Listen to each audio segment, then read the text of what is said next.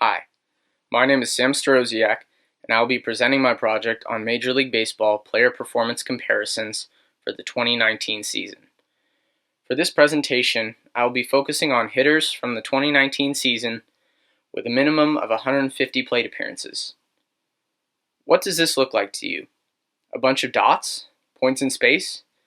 What if I asked you which point was most similar to point A? How would you decide? Does it make sense that the point closest to point A is most similar to it? If that's the case, it looks like point C is most similar to point A. This is the basic idea behind my project. What if each of these points was the summation of a player's performance? How do we do this? Well, we have to calculate something called Euclidean distance through a machine learning method known as k-nearest neighbor. Typically, k-nearest neighbor is a simple algorithm that's used for classification based on a similarity measure, in this case Euclidean distance. K is whatever number we want it to be. If we want K to be 5, the model will only take into account the 5 shortest Euclidean distances for each instance. Think of an instance as each of the black dots on the previous slide, and think of the Euclidean distances as the red lines. This Euclidean distance designates an instance's similarity to another instance. So, the 3 shortest Euclidean distances will lead to the 3 most similar instances to point A. How are the figurative locations for these player instances determined?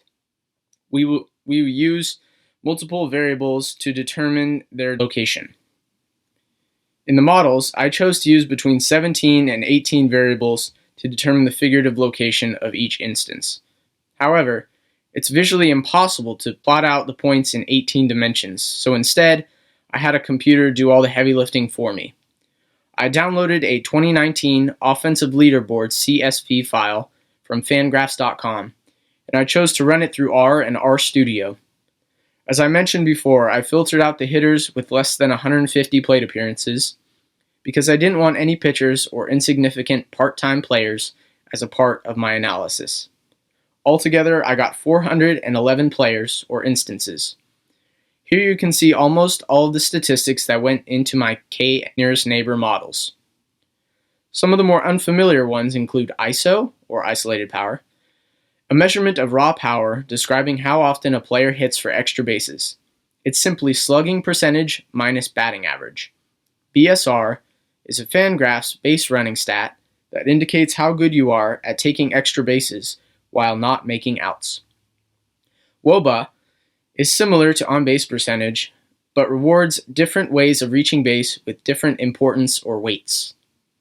So after normalizing all of those statistics from the previous slide, I ran my first k-nearest neighbor model in R to produce this output. I used k equals 30, which is more than I actually needed because I had the model return only the 3 nearest neighbors to each player.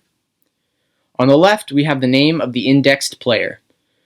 They're organized by 2019 Fangraphs WAR, with Mike Trout at the top and Jeff Mathis sitting pretty down in spot 411.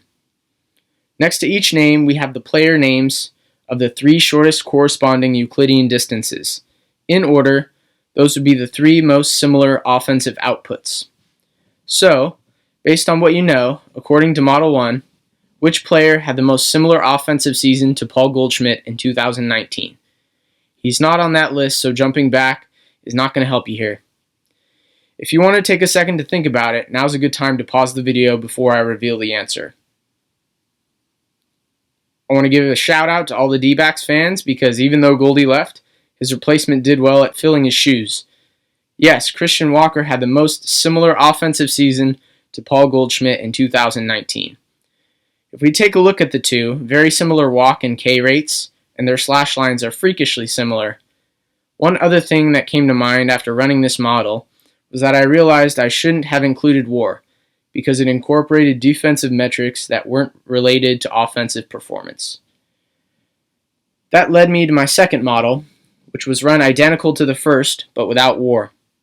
Now, some players that weren't as good defensively were more accurately compared to those with which they shared similar performance at the plate.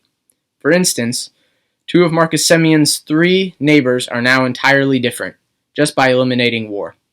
What used to be Betts, Bogaerts, and Devers is now Santana, Freeman, and Betts.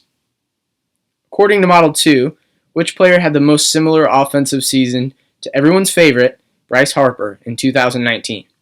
If you want to take a second, pause the video, we'll reveal the answer.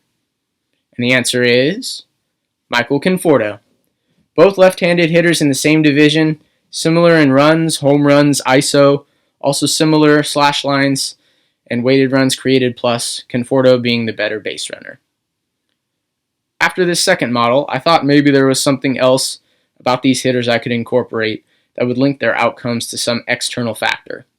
That's when I thought of body mass index. The CDC defines body mass index as a person's weight in kilograms divided by the square of their height in meters. Adding BMI to Model 2 gives us better comparisons of production at certain height to weight ratios. This is taking a step beyond just comparing two players' stats, but looking at what these players are like physically. On the right, you can see I created a histogram in R of the BMIs for those 411 players. We can see a very normal distribution with a minimum of 21.7, a mean of 27.46, and a maximum of 37.37. In fact, here are the two extremes of that distribution. Billy Hamilton of the Braves is statistically the skinniest player of this group with a BMI of 21.698. And I sized the font at 21.5 just so you could scale it to Pablo Sandoval's BMI of 37.374. Kidding aside, when I ran the model, this is what I got. You can see that Cody Bellinger and Freddie Freeman jumped in and became the most popular closest neighbors at the top of this model. A lot of interesting comparisons. Also, need to note that BMI was normalized before it was input into the model. Final question. According to Model 3, which player had the most similar offensive season to our friend Pablo Sandoval in 2019? Take a second. That would be Josh Naylor. You can see these two were a little more distant in some categories because the BMI impacted some of the importance to performance stats. Similar K rates, OBP, and batting averages on balls in play. Not to pick on Pablo, but Naylor was the second highest BMI in the data set, yet he was still 2.5 BMI behind Pablo. That man's in a class of his own. So at the end of all this, why is this useful? Not only can this be applied to hitting, it can be applied to pitching, defense, base running, basically any aspect of professional baseball evaluation. We can use this method to evaluate players based on any stats that we want to, and that allows us to extract and identify that value in other players.